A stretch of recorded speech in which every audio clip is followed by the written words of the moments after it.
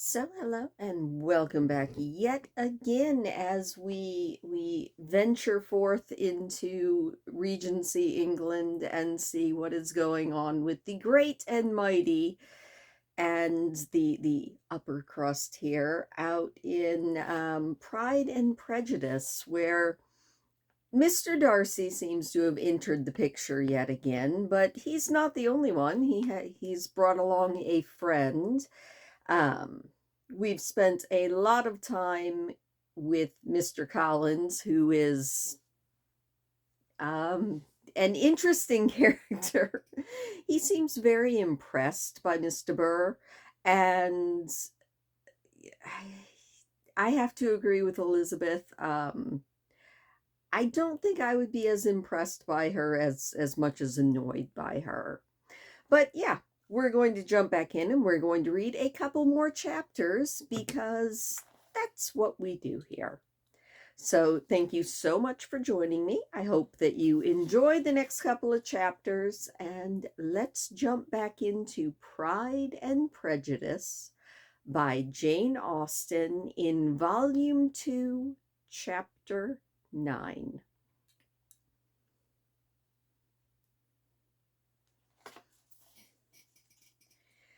Elizabeth was sitting by herself the next morning and writing to Jane while Mrs. Collins and Maria were gone on business into the village when she was startled by a ring at the door, the certain signal of a visitor. As she had heard no carriage, she thought it not unlikely to be Lady Catherine, and under that apprehension was putting away her half-finished letter that she might escape all impertinent questions when the door opened, and to her great surprise, Mr. Darcy, and Mr. Darcy only, entered the room. He seemed astonished too on finding her alone, and apologized for his intrusion by letting her know that he had understood all the ladies to be within. They then sat down, and when her enquiries after Rosings were made, seemed in danger of sinking into total silence. It was absolutely necessary for her, therefore, to think of something, and in this emergence recollecting when she had seen him last in Hertfordshire, and feeling curious to know what he would say on the subject of their hasty departure, she said, "How very suddenly you all quitted Netherfield last November, Mr. Darcy. It must have been a most agreeable surprise to Mr. Bingley to see you after him so soon, for, if I recollect right, he went but the day before. He and his sisters were well, I hope, when you left London?" "Perfectly so, I thank you."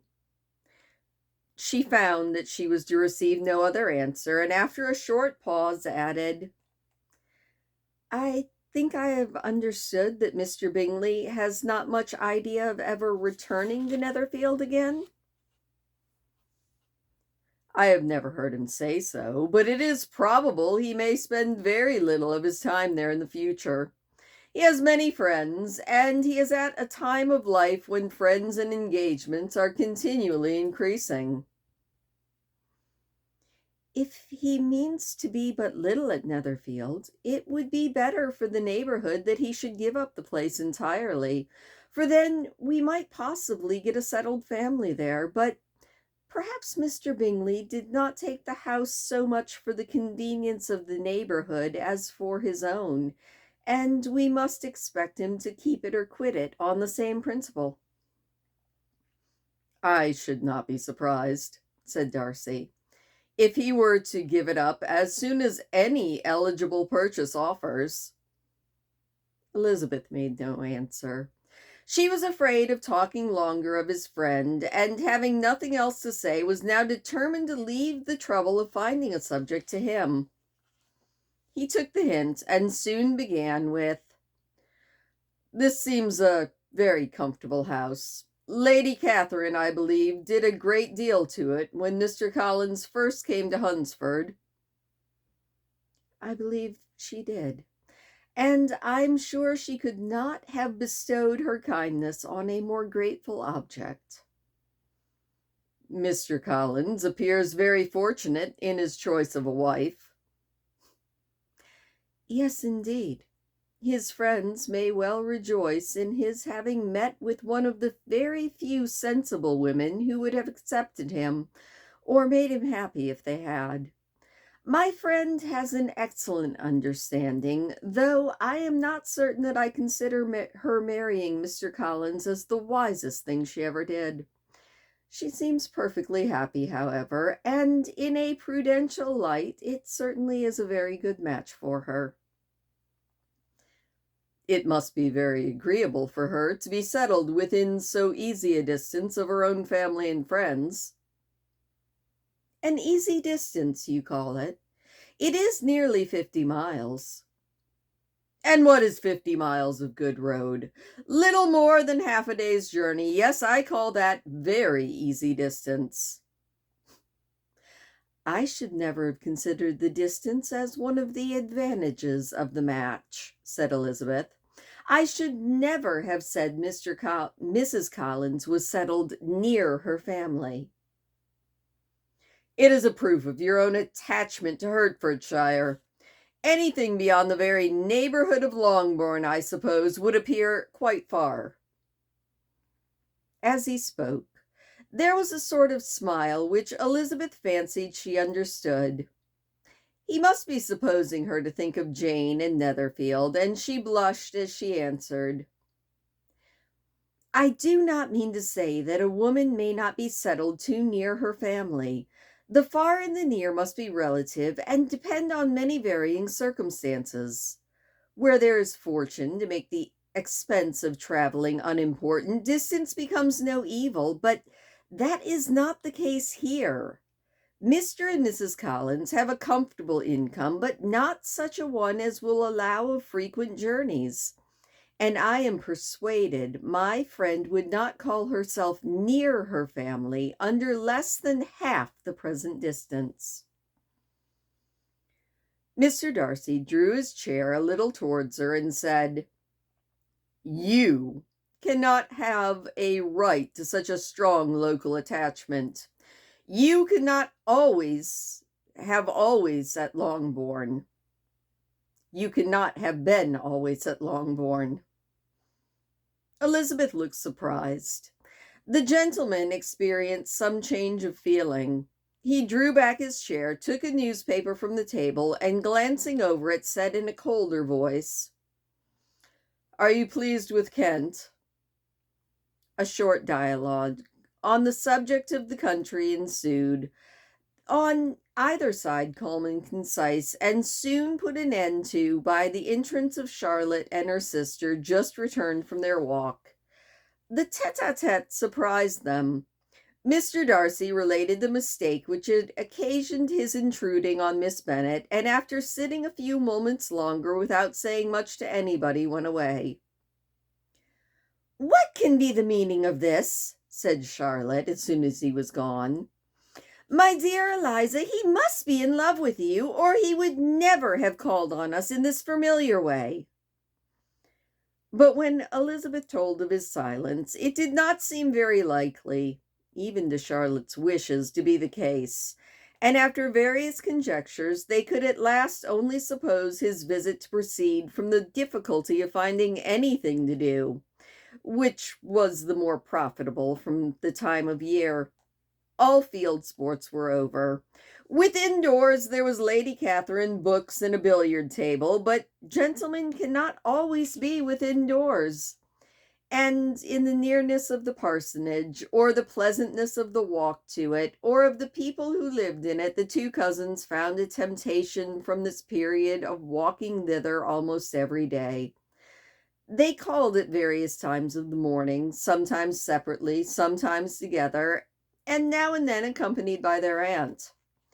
It was plain to them all that Colonel Fitzwilliam came because he had pleasure in their society, a persuasion which of course recommended him still more, and Elizabeth was reminded by her own satisfaction in being with him, as well as by his evident admiration of her former favorite, George Wickham, And though in comparing them she saw that there was less captivating softness in Colonel Fitzwilliam's manners, she believed he might have the best informed mind. But why Mr. Darcy came so often to the parsonage, it was more difficult to understand. It could not be for society, as he frequently sat there 10 minutes together without opening his lips, and when he did speak, it seemed the effect of necessity rather than choice, a sacrifice to propriety, not a pleasure to himself. He seldom appeared really animated. Mrs. Collins knew not what to make of him. Colonel Fitzwilliam's occasionally laughing at his stupidity proved that he was generally different, which her own knowledge of him could not have told her. And as she would have liked to believe this change the effect of love, and the object of that love her friend Elizabeth, she set herself seriously at work to find out.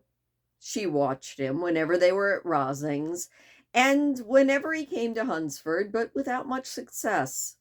He certainly looked at her friend a great deal, but the expression of the look was disputable. It was an earnest, steadfast gaze, but she often doubted whether there were much admiration in it, and sometimes it seemed nothing but absence of mind. She had once or twice suggested to Elizabeth the possibility of his being partial to her, but Elizabeth always laughed at the idea, and Mrs. Collins did not think it right to press the subject, from the danger of raising expectations which might only end in disappointment. For her, in her opinion, it admitted not of doubt that all her friend's dislike would but vanish if she could suppose him to be under her power. In her schemes for Elizabeth, she sometimes planned Elizabeth marrying Colonel Fitzwilliam. He was beyond comparison the pleasantest man. He certainly admired her, and his situation in life was most eligible. But to counterbalance these advantages, Mr. Darcy had considerable patronage in the church, and his cousin none at all. And that is the end of chapter 9, where it sounds like Charlotte is making plans, maybe without Elizabeth's consent at all. We'll be right back with chapter 10. Chapter 10.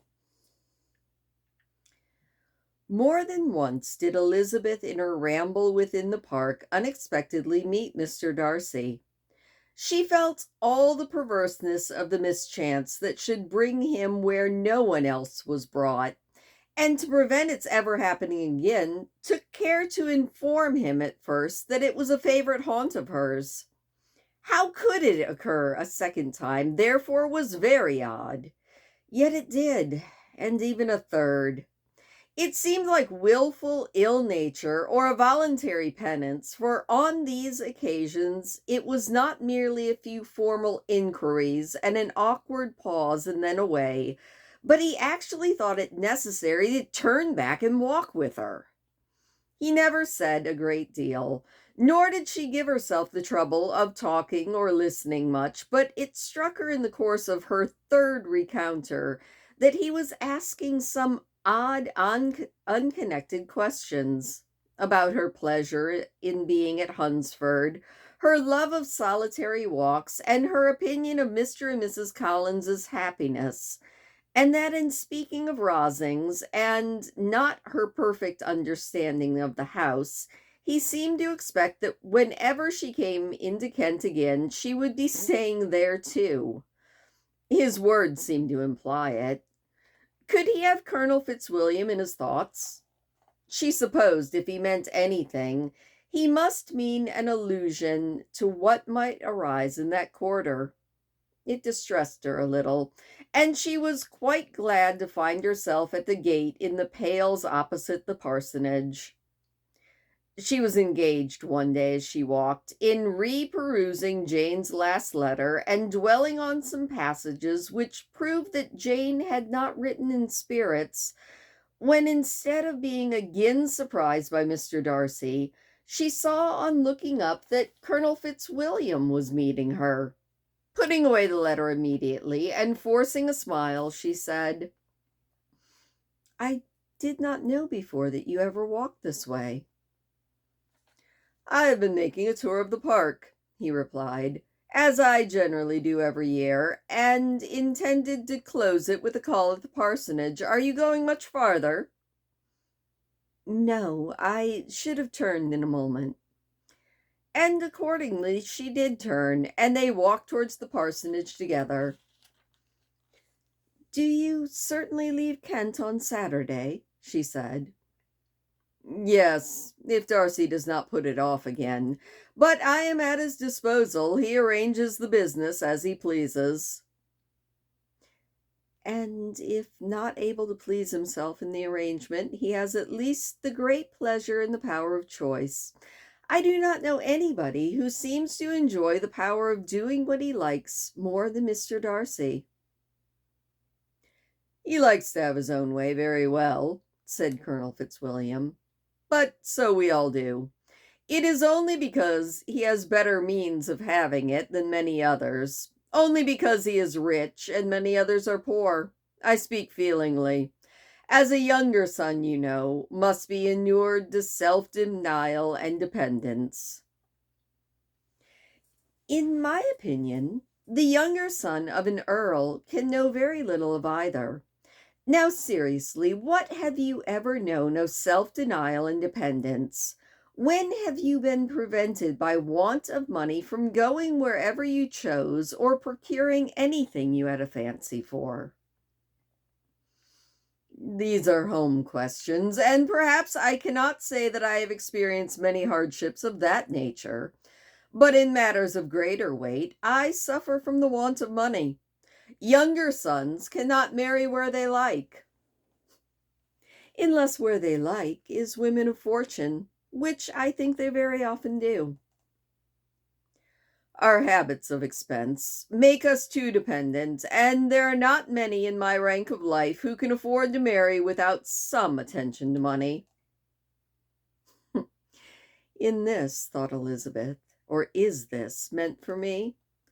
She colored at that idea, but recovering herself, said in a lively tone, "And pray what is the usual price of an earl's younger son?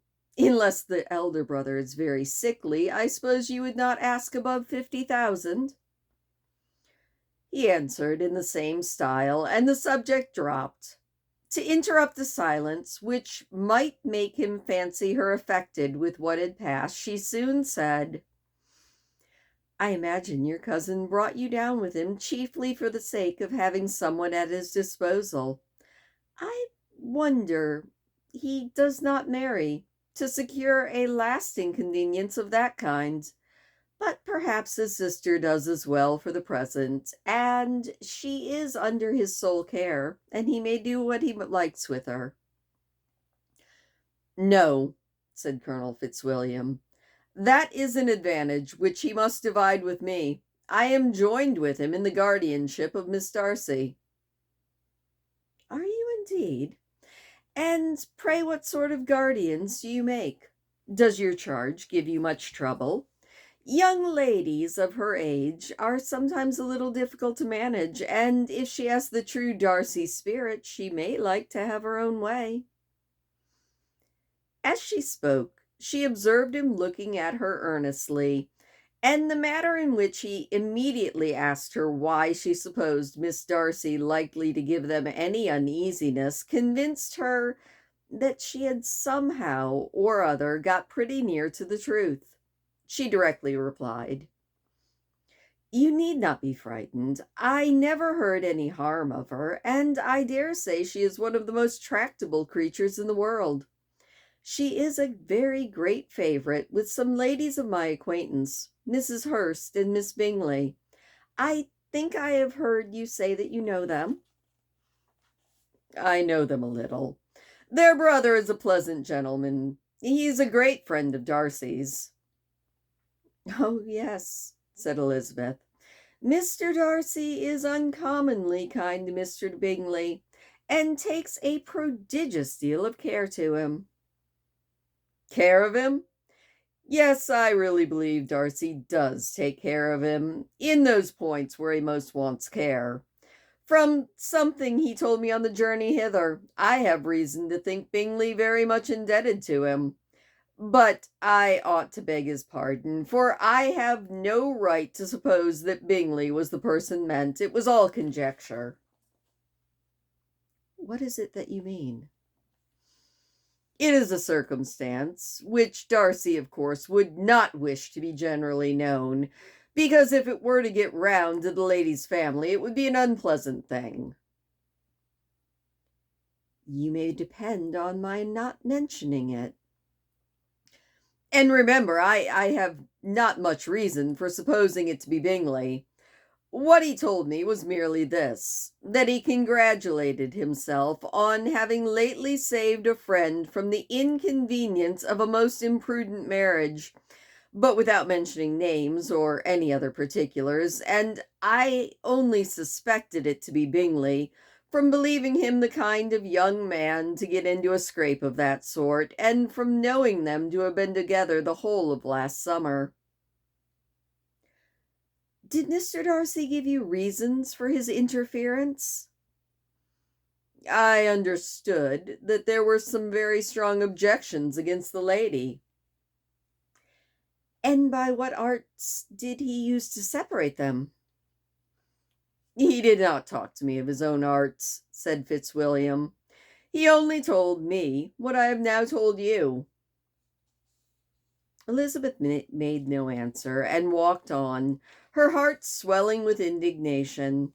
After watching her a little, Fitzwilliam asked her why she was so thoughtful. I am thinking of what you have been telling me, she said. Your cousin's conduct does not suit my feelings. Why was he the judge? You are rather disposed to call his interference officious? I do not see what right Mr. Darcy had to decide on the propriety of his friend's inclination, or why, upon his own judgment alone, he was determined and direct in what manner his friend was to be happy.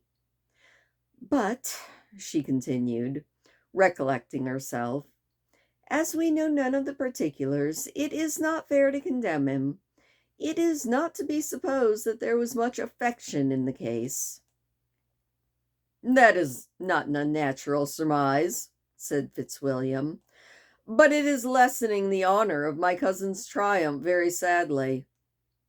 This was spoken jestingly, but it appeared to her so just a picture of Mr. Darcy that she would not trust herself with an answer, and therefore, abruptly changing the conversation, talked on indifferent matters until they reached the parsonage.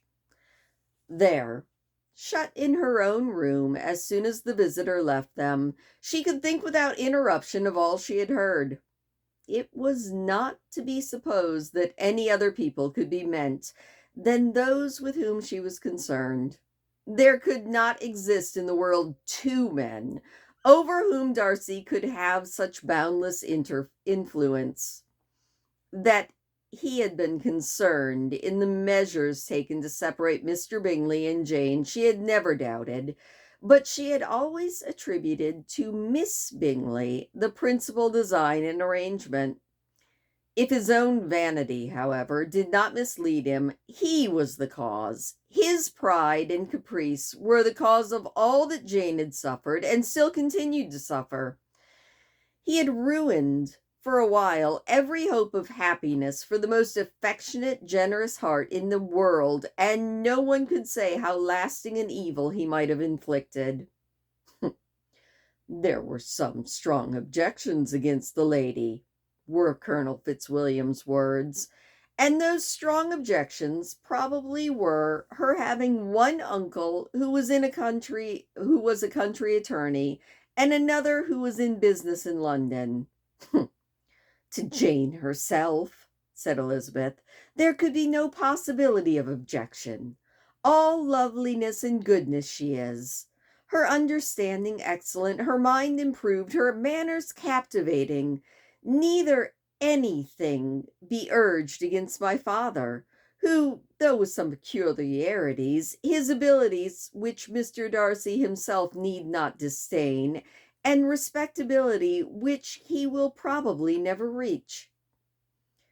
When she thought of her mother, indeed her confidence gave way a little, but she would not allow any objections there to have had material weight with Mr. Darcy, whose pride, she was convinced, would receive a deeper wound from the want of importance in his friend's connections than from the want of sense. And she was quite decided at last that he had been partly governed by this worst kind of pride, and partly by the wish of retaining Mr. Bingley for his sister. The agitation and tears which the subject occasioned brought on a headache, and it grew so much worse towards the evening that, added to her unwillingness to see Mr. Darcy, it determined her not to attend her cousins to Rosings, where they were engaged to drink tea.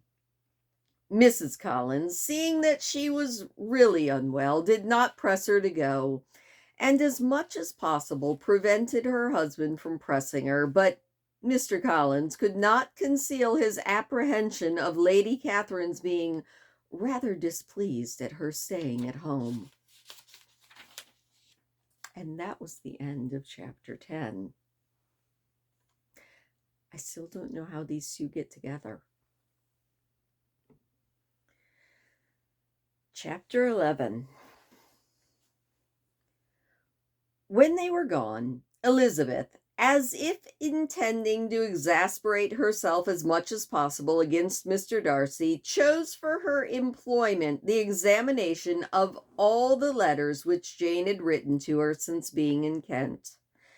They contained no actual complaint, nor was there any revival of past occurrences or any communication of present suffering. But in all, and in almost every line of each, there was a want of that cheerfulness which had been used to characterize her style, and which, proceeding from the serenity of a mind at ease with itself, and kindly disposed towards everyone, had scarcely ever been clouded. Elizabeth noticed every sentence conveying the idea of uneasiness with an attention which it had hardly received on the first perusal. Mr. Darcy's shameful boast of what misery he had been able to inflict gave her a keener sense of her sister's suffering. It was some consolation to think that his visit to Rosings was to end on the day after next, and still a greater that in less than a fortnight she herself would be with Jane again, and enabled to contribute to the recovery of her spirits by all that affection could do. She could not think of Darcy's leaving Kent without remembering that his cousin was to go with him, but Colonel Fitzwilliam had made it clear that he had no intentions at all, and agreeable as he was, she did not mean to be unhappy about him. Well, settling this point, she was suddenly roused by the sound of the doorbell, and her spirits were a little fluttered by the idea of its being Colonel Fitzwilliam himself, who had once before called late in the evening, and might now come to inquire particularly after her. But this idea was soon banished, and her spirits very differently affected when, to her utter amazement, she saw Mr. Darcy walk into the room. In a hurried manner, he immediately began an inquiry after her health, inputting his visit to a wish of hearing that she were better. She answered with cold civility. He sat down for a few moments, and then getting up, walked about the room. Elizabeth was surprised, but said not a word. After a silence of several minutes, he came towards her in an agitated manner, and thus began. In vain I have struggled. It will not do. My feelings will not be repressed. You must allow me to tell you how ardently I admire and love you. Elizabeth's astonishment went beyond expression. She stared, colored, doubted, and was silent. This he considered sufficient encouragement, and the avowal of all that he felt and had long felt for her immediately followed. He spoke well, but there were feelings besides those of the heart to be detailed, and he was not more eloquent on the subject of tenderness than of pride. His sense of her inferiority, of its being a degradation, of the family obstacles which judgment had always opposed to inclination, were dwelt on with a warmth which seemed due to the consequence he was wounding, but was very unlikely to recommend his suit. In spite of her deeply rooted dislike, she could not be insensible to the compliment of such a man's affection, and though her intention did not vary for an instant, she was at first sorry for the pain he was to receive, till roused to resentment by his subsequent language, she lost all compassion in anger. She tried, however, to compose herself to answer him with patience, when he should have done. He concluded with representing to her the strength of that attachment which, in spite of all his endeavors, he had found impossible to conquer, and with expressing his hope that it would now be rewarded by her acceptance of his hand. As he said all this, she could easily see that he had no doubt of a favorable answer. He spoke of apprehension and anxiety, but his countenance expressed real security. Such a circumstance could only exasperate farther, and when he ceased, the color rose into her cheeks, and she said, "In cases such as this, it is, I believe, the established mode to express a sense of obligation for the sentiments avowed, however unequally they may be returned. It is natural that obligation should be felt, and if I could feel gratitude, I would now thank you. But I cannot. I have never desired your good opinion, and you have certainly bestowed it most unwillingly. I am sorry to have occasioned pain to anyone. It has been most unconsciously done, however, and I hope it will be of short duration.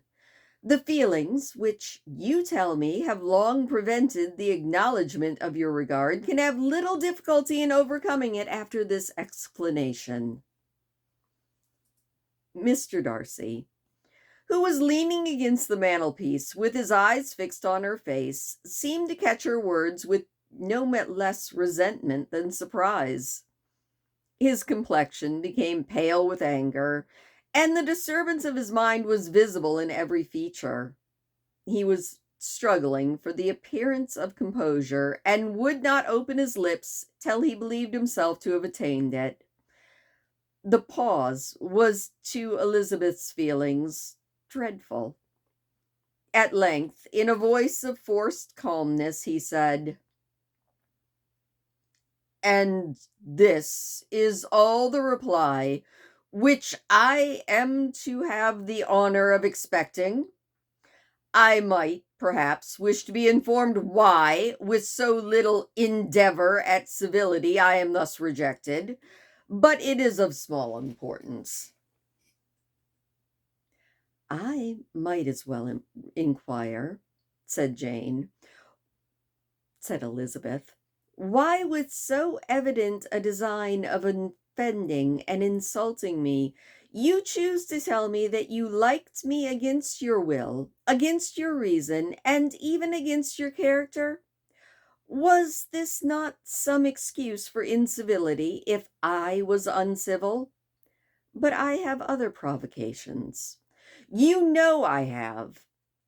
Had not my own feelings decided against you, had they been indifferent, or had they even been favorable, do you think that any consideration would tempt me to accept the man who had been the means of ruining, perhaps forever, the happiness of my most beloved sister?"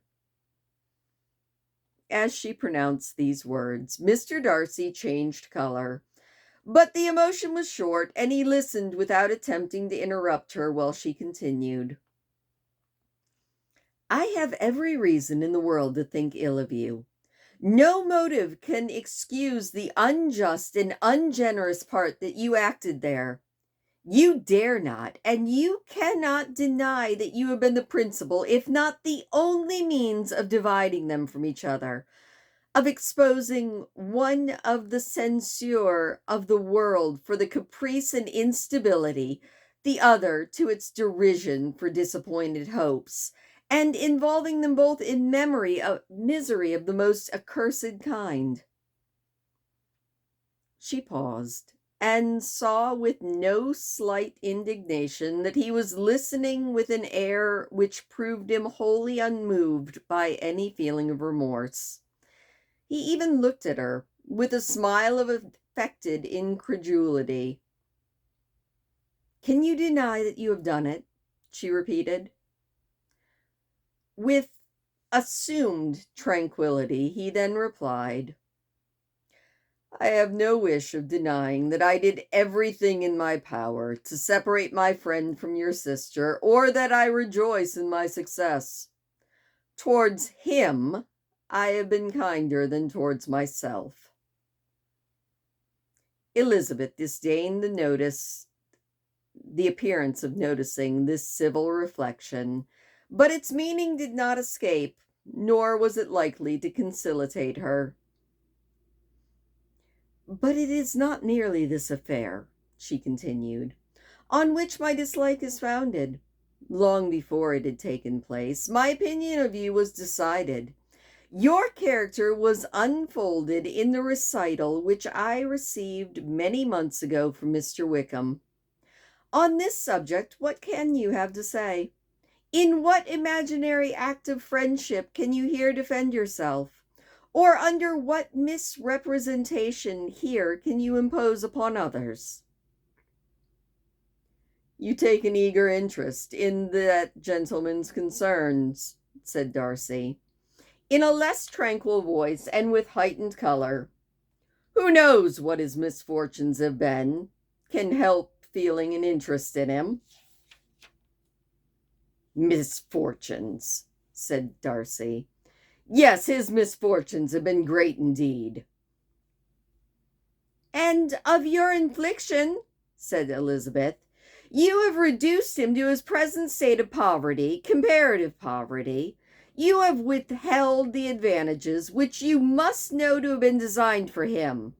You have deprived the best years of his life of that independence which was no less his due than his desert. You have done all this, and yet you can treat the mention of his misfortune with contempt and ridicule. And this, cried Darcy, as he walked with quick steps across the room, is your opinion of me? This is the estimation in which you hold me. I thank you for explaining it so fully. My faults, according to this calculation, are heavy indeed, but perhaps, he said, stopping in his walk and turning towards her, these offenses might have been overlooked had not your pride been hurt by my honest confession of the scruples that had long prevented my forming any serious design. These bitter accusations might have been suppressed had I with greater policy concealed my struggles and flattered you into the belief of my being impelled by unqualified, unalloyed inclination, by reason, by reflection, by everything. But disguise of every sort is my abhorrence. Nor am I ashamed of the feelings I related. They were natural and just. Could you expect me to rejoice in the inferiority of your connections, to congratulate myself on the hope of relations whose condition in life is so decidedly beneath my own? Elizabeth felt herself growing more and more angry every moment, yet she tried to the utmost to speak with composure when she said, You are mistaken, Mr. Darcy, if you suppose that the mode of your declaration affected me in any other way Then as it spared me the concern which I might have felt in refusing you, had you behaved in a more gentlemanlike manner. She saw him start at this, but he said nothing, and she continued, You could not have made me the offer of your hand in any possible way which would have tempted me to accept it. Again, his astonishment was obvious, and he looked at her with an expression of mingled incredulity and mortification. She went on. From the very beginning, from the first moment, I may almost say, of my acquaintance with you, your manners impressing me with the fullest belief of your arrogance, your conceit, and your selfish disdain of the feelings of others, were such as to form the groundwork of my disapprobation, on which succeeding effects have been so immovable to a dislike. And had I not known you a month before, I felt that you were the last man in the world who I could ever be prevailed on to marry. You have said quite enough, madam. I perfectly comprehend your feelings, and have now only to be ashamed of what my own have been. Forgive me for having taken up so much of your time, and accept my best wishes for your health and happiness.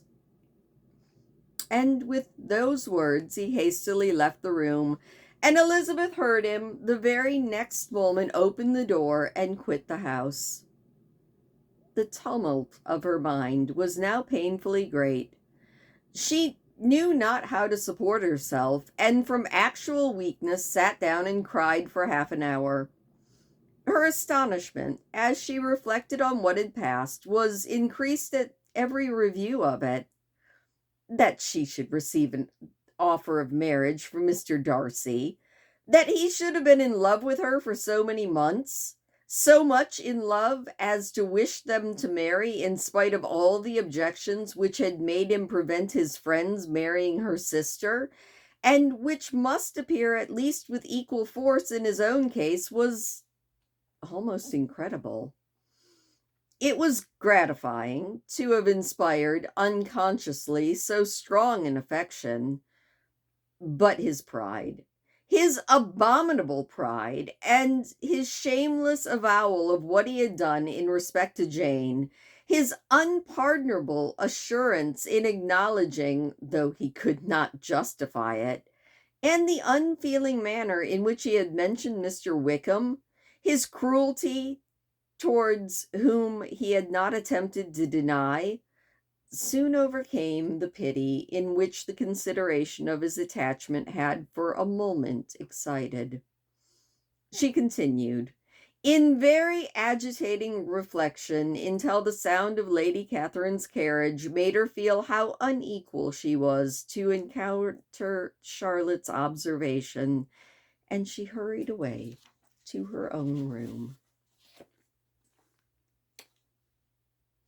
And that was the end of chapter 10 or 11. That might have been the weirdest proposal I've ever read in my life. And wow, okay. I'm sure that they'll fall in love at some point. But yeah, I can't imagine some guy being like, so you have no idea. I've been in love with you for a while now.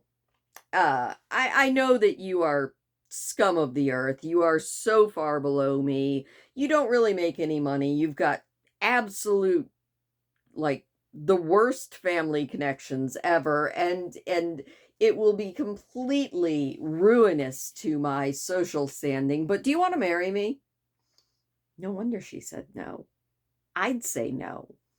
I mean, I'm sure that he thought she was going to say yes because he's rich, but ooh, all right.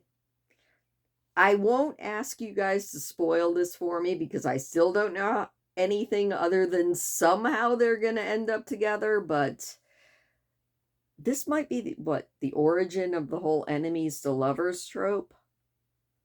Because yeah, they seem quite mismatched in my eyes. Wow. All right. Anyway, and Colonel Fitzwilliam, yeah, he seemed almost as big of a flash in the pan as Wickham. It doesn't seem like either of them, although Jane does seem to like them both, it doesn't seem like either of them are serious contenders. Hmm.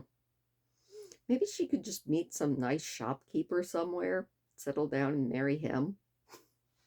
Anyway, thank you so much for listening. I hope that you enjoyed that. I know I flubbed a few parts of it, which is probably the worst part of this whole just sit down and read straight, but it's kind of the authentic way I've always done it. So, anyway, thank you for listening. Please do leave me a thumbs up. It does always make me smile, and I will see you next time.